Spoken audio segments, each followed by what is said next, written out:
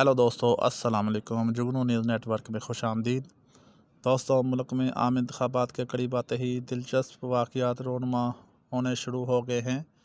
कहीं खूनी रिश्ते आपस में एक दूसरे के मुकाबले हैं, तो कहीं ऐसे नाम इंतखाबात में हिस्सा ले रहे हैं जिन्हें देखकर हैरत से मुँह खुला रह जाता है।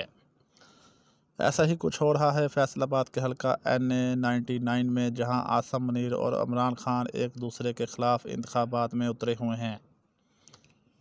लेकिन ये वो आसम मुनीर और इमरान खान नहीं जो आप समझ रहे हैं। जिन दो शख्सियात का हम जिक्र कर रहे हैं, वो असल इमरान खान और आर्मी चीफ आसम मुनीर नहीं, बल्कि इनके हम नाम हैं जो फैसलाबाद में आमने सामने होंगे।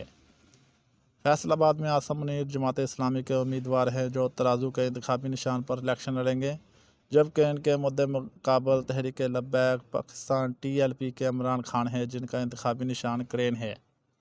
ख्याल है कि बानी PTI इमरान खान गुज़श्ता कई माह से जेल में कैद है और इनका 8 फरवरी को इलेक्शन में हिस्सा लेने का हक भी ख़त्म हो गया है। दूसरी जानब PTI से इनका इंतखाबी निशान बल्ला भी छीन चुका है, जिसके बाद आप PTI के तमाम उम्मीदवार मुख्तलिफ इंतखाबी निशानों के साथ इंतखाबी मैदान में उतरे हैं।